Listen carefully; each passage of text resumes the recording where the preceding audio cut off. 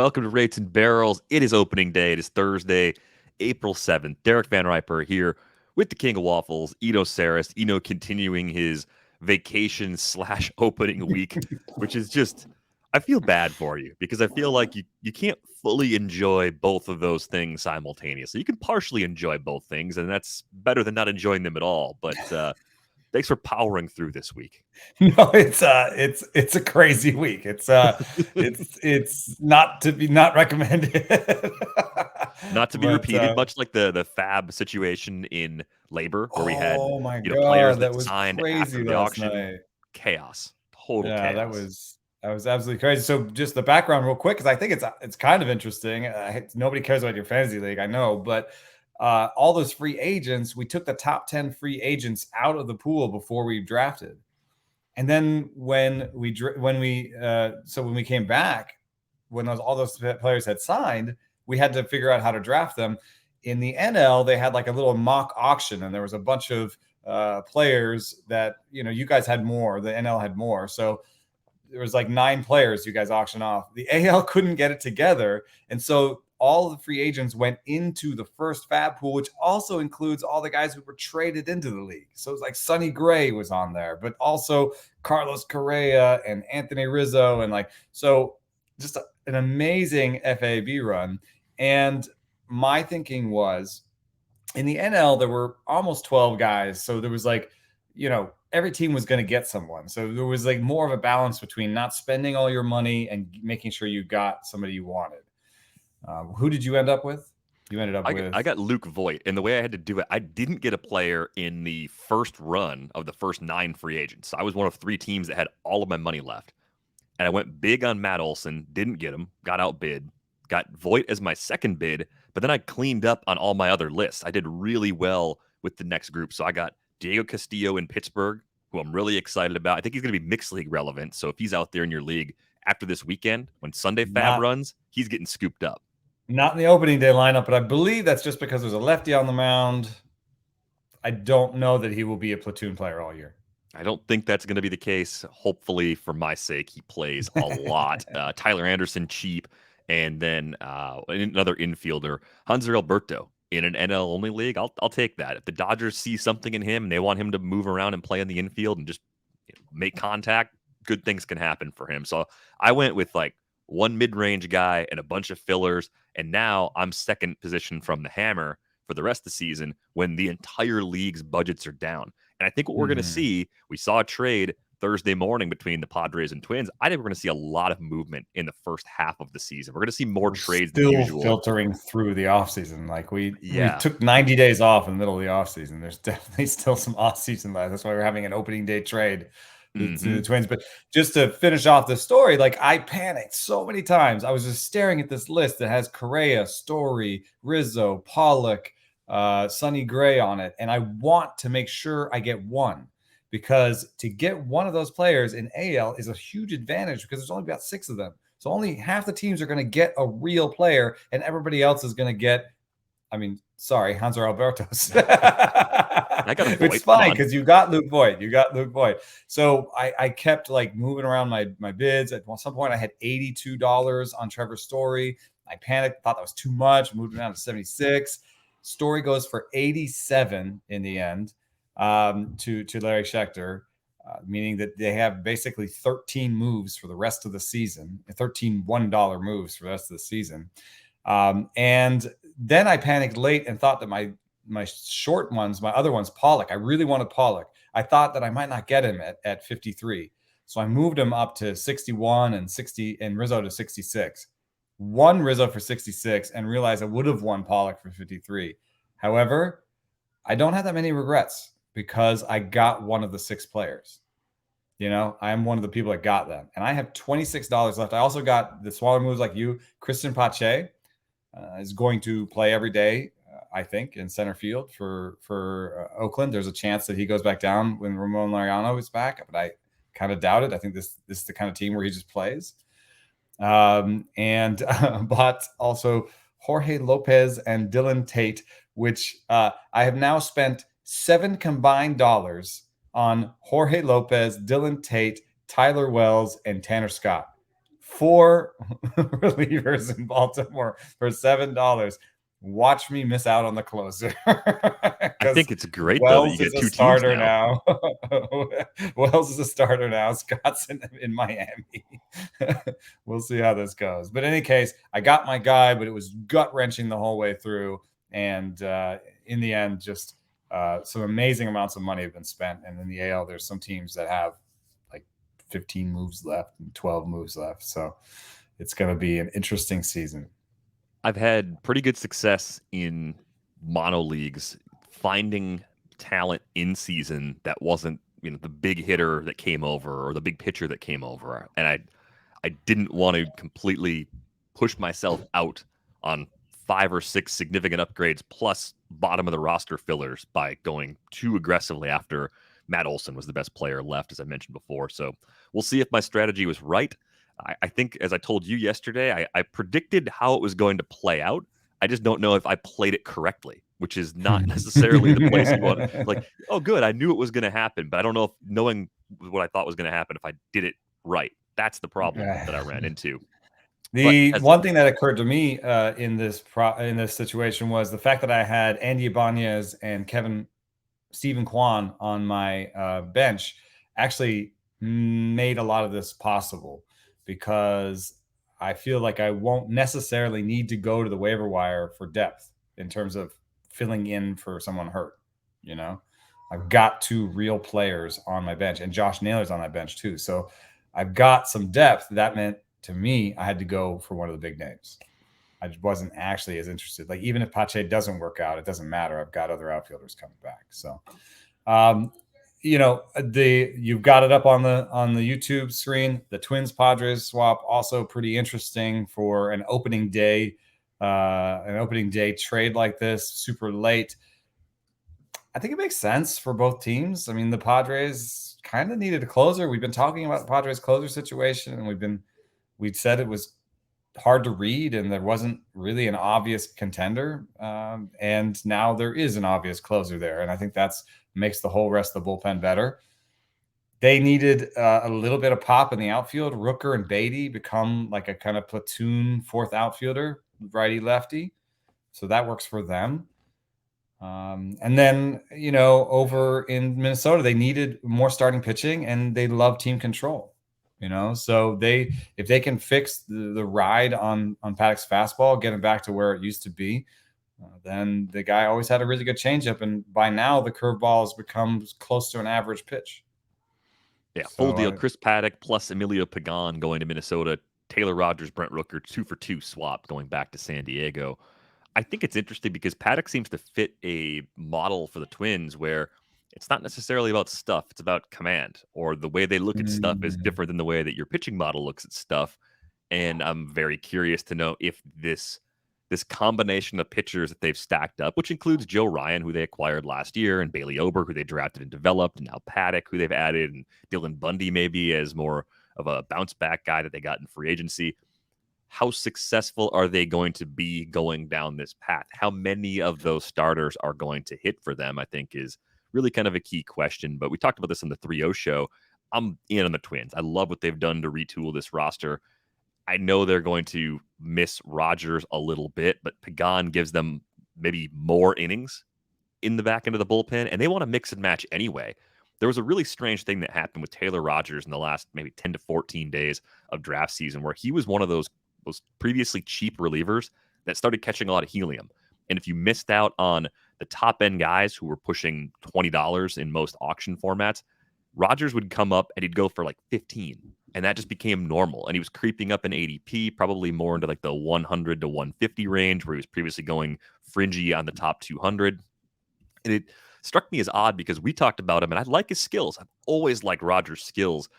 I just didn't have as much confidence, apparently, as the field that he was truly the closer, even though he missed time with injury last year.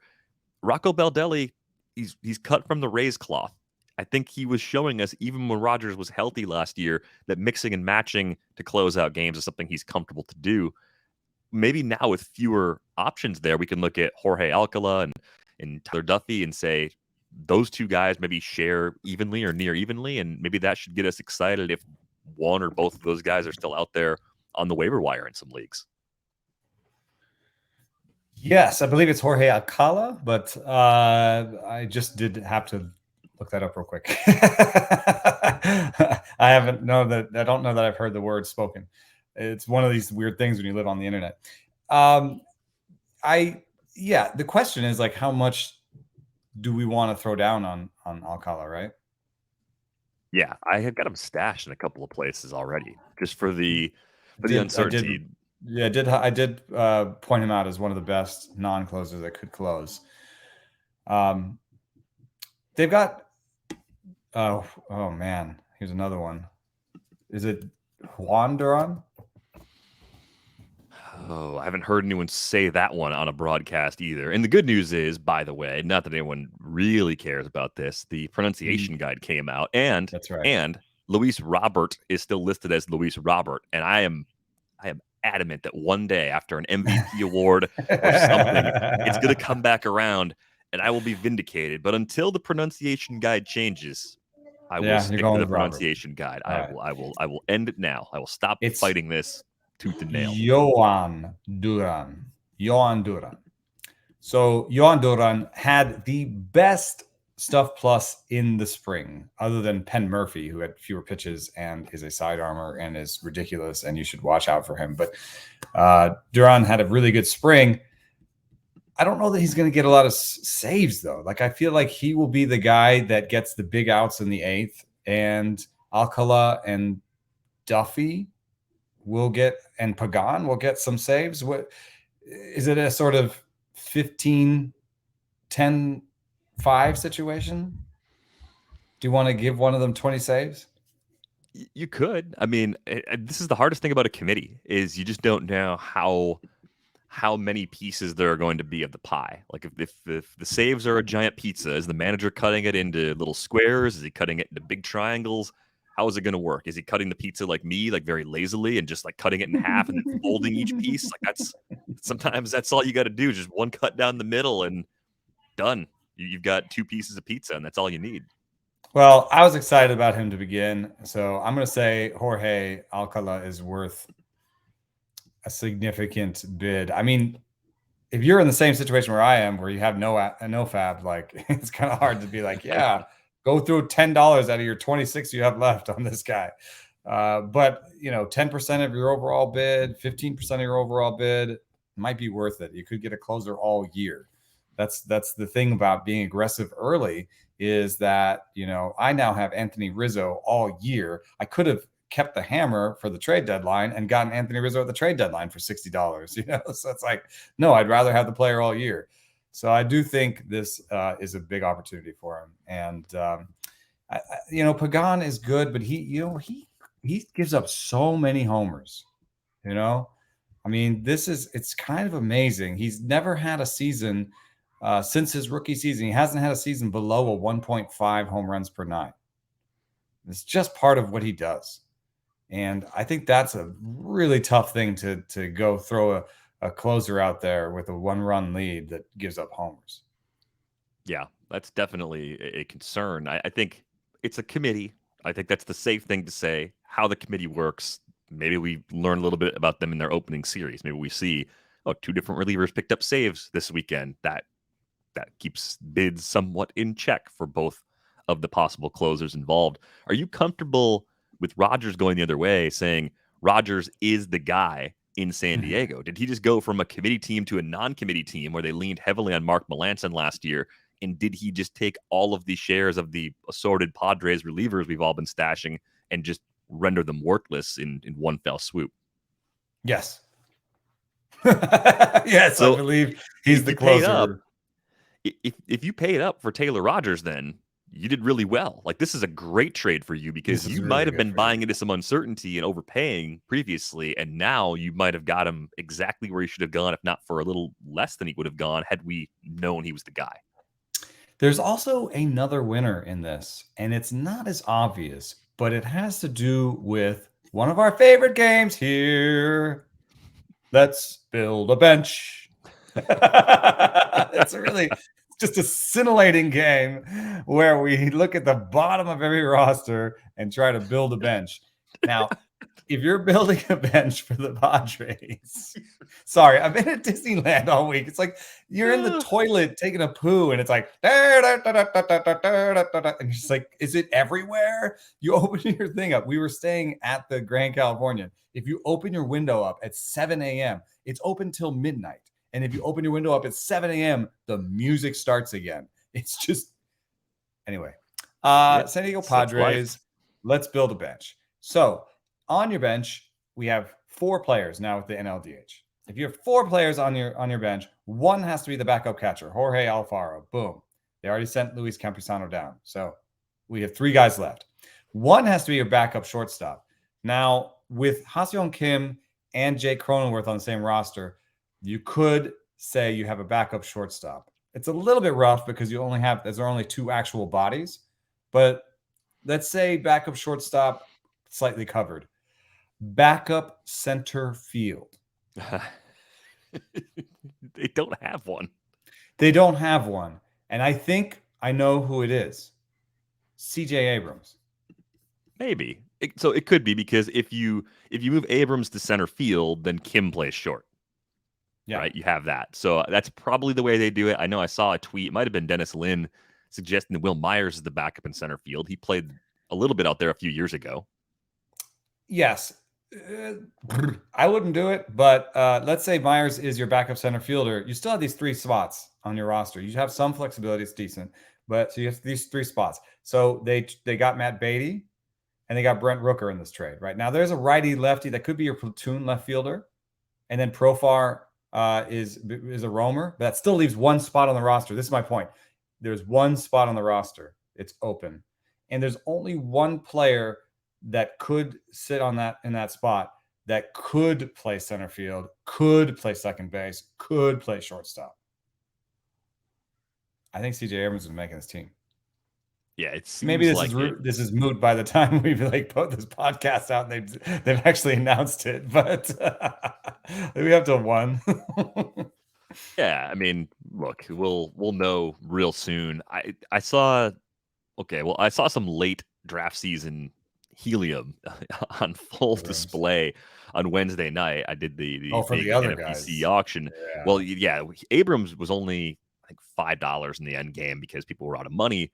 But compared to Witt and Julio Rodríguez, who were well north of $20 in this particular league, which had a $260 budget, 15 teams, Abrams felt like a bargain. And I think just as the case is with relief roles, I think there's this time that it makes all the sense in the world to buy in on a player. And CJ Abrams at 5 when his other rookies who are actually not that different in terms of talent, present or future talent, when those guys go for 4 times as much, Abrams is the clear answer of the player you'd want. All things, being equal, dynamics and all those things. Like if you could control it, you'd say, "Oh, I'm going to wait and get Abrams later if I can." Why not? Because I get the ceiling and I'm not paying sticker plus 30% to get there. I mean, Julio Rodríguez, I took him in a main, and this is an NFBC $1,800 entry. Like this is kind of a big deal league. I got him in the bench Thursday. Last 2 weeks ago? 2 weeks ago, I think. Thursday, yeah. 2 weeks ago. I got him for a bench spot. Now, what's his picks? He's going like 50th and 60th in drafts. Way, way earlier. And this is not a hindsight is 2020. This is not a Captain Obvious sort of thing. I think the people that do really well in draft season are the people that are willing to take on the appropriate risk before these fluctuations, and also the appropriate time. It's like, yeah. So if you're taking Julio Rodríguez at 50 or 60 or whatever, like there are some really established players there that will probably give you value, and you're taking a really big leap of faith that Julio Rodríguez will land on his feet and give you, 4th round value right off the gate, right? Mm-hmm. If you're taking him in the bench, you're just like, well, hopefully he's up in the next 2 weeks. Like that's all you're asking for. You're taking him against very flawed, kind of platoon guys at the end of the thing. So, I was never going to get Bobby Witt, early because his helium has been probably the highest out of all of them. He's been going in the 5th round for weeks. But I like drafting. I call it the safety dance. You got to do the safety dance. Do you like the song or the dance? The song's okay. I'm not going to do the dance. For the era, the song is okay. In the Right. broader spectrum of music, the song is not okay. All right. That's where I stand on it. But yeah, I was passing on Witt because of where Julio used to go. Now I'm passing on Julio because of where CJ Abrams goes for these last few drafts. I just think that's the right way to try and problem solve these players. It works in the closer pool too, though. I'd mentioned this with the Craig Kimbrell situation. I think we talked about it in the last episode. Before that trade, when Kimbrell was stuck with the White Sox and you could get him after the 20th round, why wouldn't you take him? Because all it took was a trade for the value to skyrocket. Do I have any interest in him as the Dodgers closer right now? Sorry if you saw the air quotes on the video. I mean, he's the closer for now. He could be the closer all season. He could be good all season. But he's just like the other guys that you have to overpay for now. So I'm out right now. And it's the Taylor Rogers thing too. Like I was taking my chances on Alcala because why would I pay the extra price for Rogers when we don't know what they're going to do? I'm going to keep taking the chances on the next player. Sometimes you have to overpay. These are times where you don't. These are times where you can get a pretty huge advantage. And thinking about this, like, okay, what can you do about it now? What I would do if I were in a league that had first come, first serve moves, or if I was drafting later on Thursday night or Friday, I'm still interested in Blake Treinen in the end game because the Dodgers open in Colorado. And if you want to pour some gasoline on Craig Kimbrell as the closer, send him to Colorado. Have him blow a save or two this weekend. Curveballs don't break as well. And talk to me on Sunday night about how much people are going to bid on Treinen in leagues where he happens to be available. Because there will be some leagues that are drafting, the last 72 hours of draft season where he actually was passed on. Maybe more 12-teamers than 15-teamers. But these are the windows you have, and you have to think what could go right. And that's how pickups work when you're speculating on relievers in season as well. You're taking a look at guys that don't have the job yet. You're bidding cheap, and you're hoping that things, when they're rocky, get a little bit worse, and you end up holding on to that next reliever at a discounted price. It's a luxury you can only afford when you're very healthy and when you have a bench spot to do it. But it's the right way to try and catch a lot of value on the bottom of your roster. Yeah, that's why I have some shares of Tyler Rogers, because I think he's going to be part of the committee in San Francisco, and because I think his ratios will be great, and because what he allows me to do is stick Tyler Rogers in my opening day lineup without, not being too worried about what blowups or anything. He's a real low ERA guy. And in the meantime, use his bench spot to try and get a real actual closer, So that's what I've done in more than a couple of leagues. It's actually part of why I did a most rostered players thing, and I've got Madison Bumgarner is one of my top shares. And somebody said, "Why do you have Madison Bumgarner on my top shares?" And I said, "Well, there's some reasons. Like his stuff improved late last season. He was up 2 ticks, in velocity this spring. It's not really that though. It's this. I knew he was going to pitch at home opening day. I knew he was going to be a first week starter, and he was available so cheap everywhere, innings, and I knew when he was going to start. So what that allows me to do is put Madison Bumgarner in my starting rotation and have somebody that's not starting opening week, like a Luis Patino or, some longer term, pitcher or O'Neal Cruz. Like in a weird way, having Madison Bumgarner allows me to have O'Neal Cruz. You know what I mean? Because I have that bench spot that Madison Bumgarner slips into. Now, if he poops the bed in his first start and the stuff numbers don't look good, then I haven't risked anything. So that's why I have a ton of Madison Bumgarner. He's like one of my last pitchers where I'm like, well, he'll be in their opening week, and who knows after that.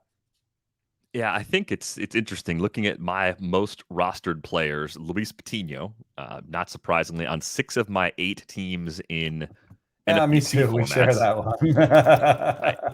I mean, price, organization, stuff. He didn't get Helium. He didn't, because he didn't pitch that much this spring. Yeah. So I guess that adds a little bit of risk, but he doesn't pitch in this short partial period. He pitches the beginning of next week, so we don't get to see him until then. But I think he's got Baltimore's first time out, so nice soft landing spot. Hopefully the workload at is home, enough where he right? can get a I think at win. home. Yeah, it should be home against Baltimore too.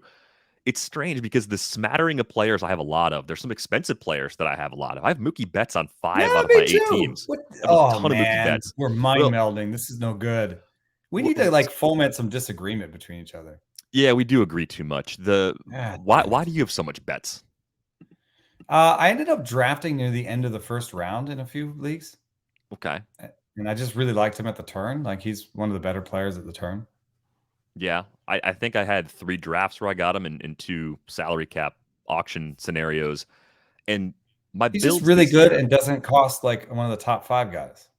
so my methodology this year, I took the NFBC values as we saw more and more auction data coming in, and I took the projections from ATC and the BAT, and I ran the projected values against what was happening, and I was looking for players that were, undervalued or even just appropriately valued. Early, especially, there's extra tax you're paying on every player. Mm-hmm. And I think Betts was the best hitter who was actually slightly undervalued with that methodology.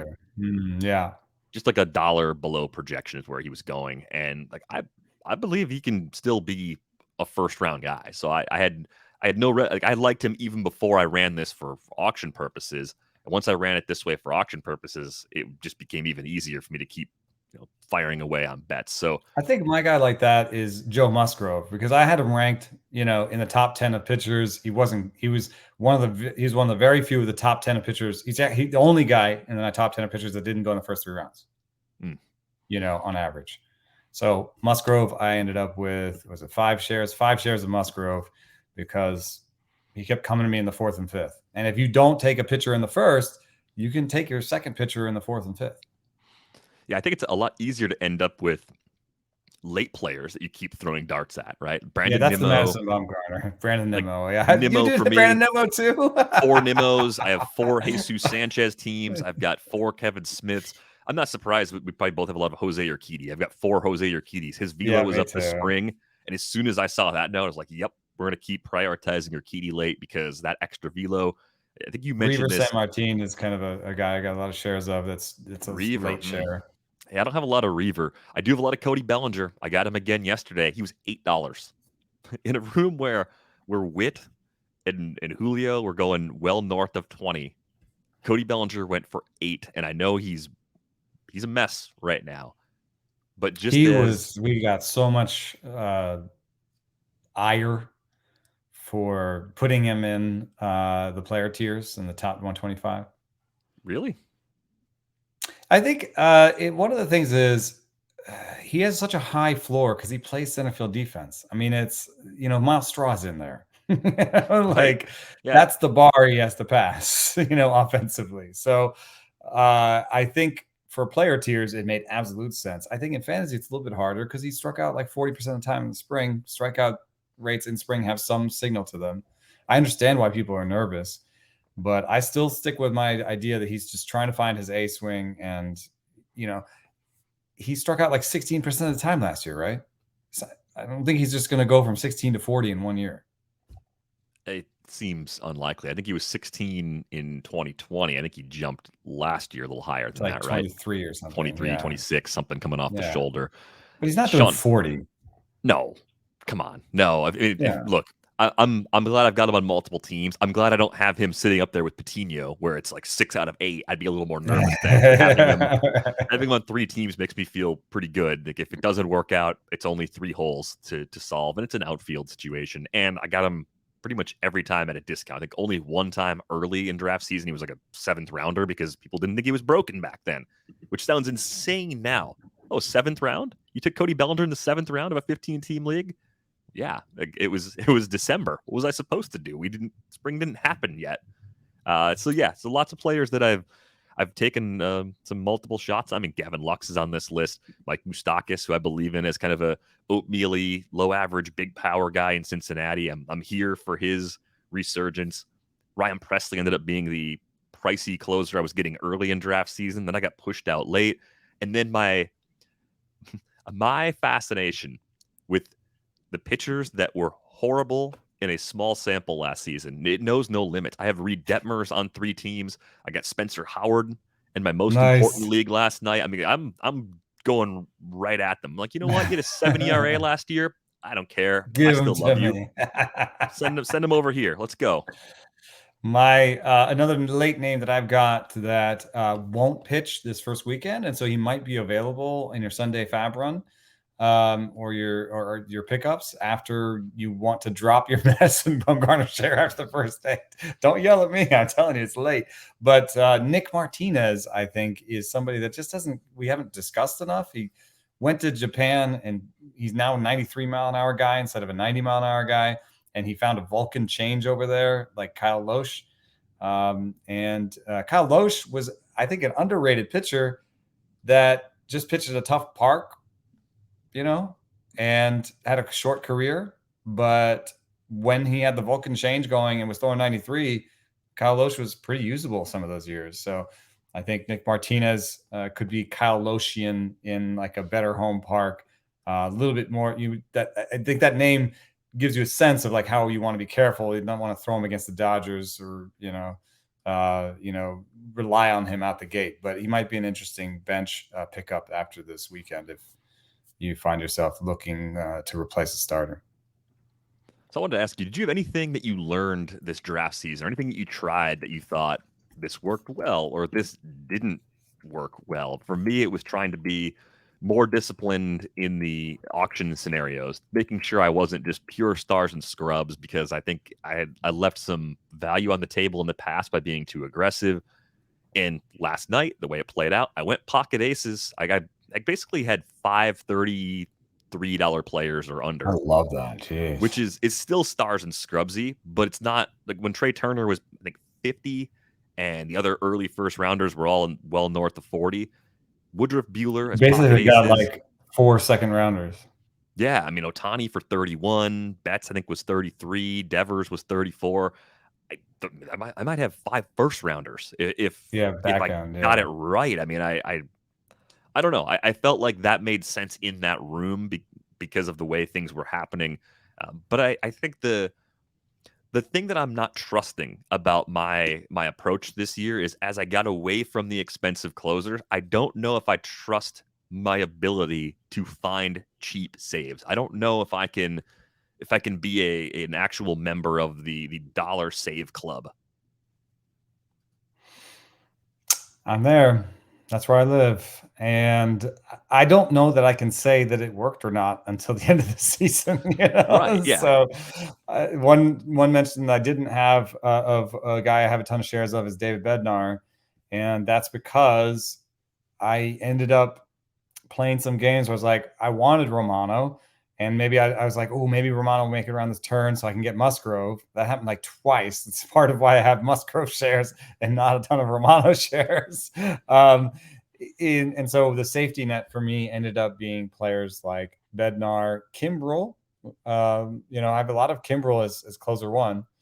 So I ended up with Kimbrel, Bednar, Joe Barlow. These are my closers this year. And I know there's, the note on Chris Stratton and stuff, but I'm not that scared. I think Bednar is the better pitcher and he'll win out. And I think pitching plus supposedly beats projections on relievers. So I'm using my model and I'm trusting it, and we'll see how it goes in the end. But I did not take any closers in the first 5 rounds, I don't think. I mean, I feel good about it in the sense that I like everything else I did, but I keep staring at Mark Melancon, Andrew Kittredge, and Art Warren and saying to myself, how many saves do I really have? Like the one where I put the most out there, the biggest investment I made this draft season, and I went with those 3 guys. Like that's a test of the new strategy in a pretty big way. And the other thing that I think that I saw in your draft that makes me nervous as well is, I saw like 85, 90s projected steals, and benchmarks for that are around 120. However, the benchmarks are for like kind of being, top third of the league.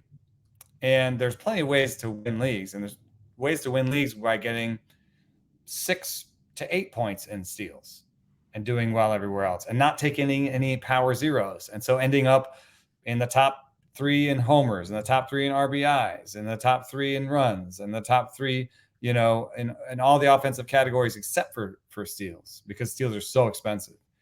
And I've taken that strategy in a lot of leagues, get my steals a handful at a time, get to 80, get to 90, get to 100.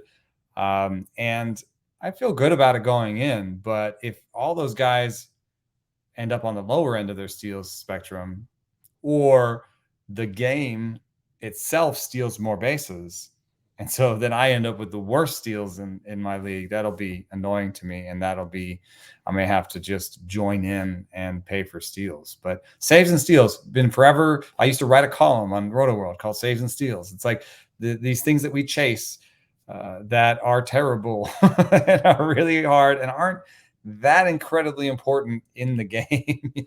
Like they're not the most important things. That you would never build a major league team and be like, okay, we're going to be all in on saves and steals.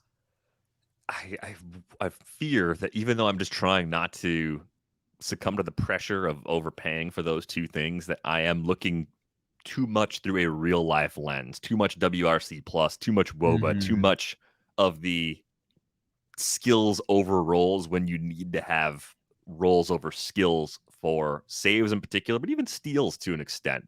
Like Miles Straw, he has some flaws in his skill set. He's better than other speedsters we've seen. But above all, he has the role. He has the playing time. He's a good defender at a spot where they need a good defender. And I think I might have been wrong to completely pass on him this draft season. But that's the exciting part of this game, right? We get to find out. We get to learn. We get to see, was I actually right to be a little bit different than the crowd, to be a little less aggressive with those particular categories early on? Now, I've got bold predictions. You've shared yours on the 3-0 show last week, so I'll share mine today. That wasn't so bold. Yeah, you can just laugh at my bold predictions now, and then we'll let Britt share hers on the next 3-0 show. So we'll each have our turn. Seems like a good way to go about this. 1 to 5 scale, 1 being not very bold, 5 being very bold and spicy. All of the Frank's Red Hot, Cholula, whatever you think is bold and spicy. It's measured in bottles. Those are not actually that hot. I understand pepper. That. Yeah, there's like ghost pepper stuff, and then if you go to like a really good Thai restaurant and you ask for a 10 out of 10 there, your mouth might just like disintegrate. Like that can actually happen. So, bold prediction number 1. Nick Senzel will go 2020 with a 275 plus average. That's a spicy meatball. I'll give you a 4 on that. Nice, a 4. I feel good about that. I think so. I think so because in the last 3 years, he has played 59 games. Sweet. Plus, his barrel rates aren't that impressive, so he's not projected anywhere to kind of hit at that level of power. So you're banking on both power and health, but I like it. I mean, I have some shares, and he's certainly the type of player that the Reds need to break out to be useful as a team. I came to this with a 12 homers, 14 steal season back in 2019. That was in 104 games, and I think I can look past the uninspiring barrel rate because the ballpark gives him some cheapies. So I think this is mostly a health bet. I think when he's healthy, this is the type of profile that Nick Senzel has. All right. So you give me a 4 on the first one. I feel like I'm off to a great start. This next one, is inspired by Walter McMichael. He was talking about this during a draft we were in earlier this week. He made a bet on this actually happening. And I'm claiming this as a bold prediction that I agree with. So this is actually Walter's. So if you judge this harshly, you're judging Walter harshly. And that's not very nice. Not me. Miguel Sano will lead all MLB players in home runs this season. Ooh, everybody. He's going to beat everybody in homers. Projected he's on the first page. Runs. He's on the first page with most of the projection systems, but he's like back of the top 30 in terms of where he's at. Why is he not for Bat X? What am I missing? playing time, or is he Playing on the time page? might I'm not be a seeing tad him. light. Slim down Miguel Sano. Oh, Always got there the he raw is. He's power. projected for 31 homers, so he's tied to be in the top 30. He's tied with Byron Buxton and Mitch Haniger at 31 homers. There are 28 players ahead of him in the projected homers list by the Bad X. Come on, that's got to be bold. 28 players ahead of him. I'm gonna give that a 4 too. Yeah, all right. Thank you, I like Walter. 4. 4 is a good place to aim too, because 5 is like, yeah, come on.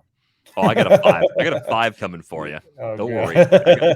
I did Sano, 3 in a bonus. I mean, The Sano bonus is one is another. ridiculous. The only problem is that it actually shares a little bit with your last one, which is a little bit of a health play again.